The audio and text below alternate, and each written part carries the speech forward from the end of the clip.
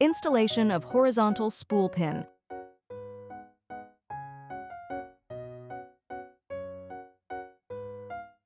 Pull the thread out from the spool.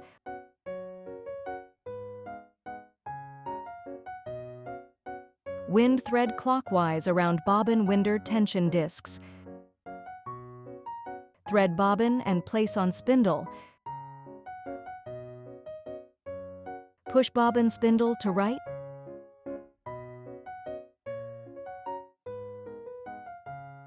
Turn on the sewing machine. The power switch is set to I.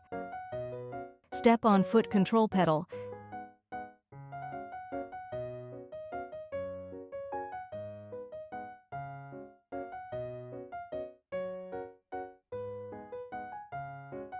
Cut off excess thread.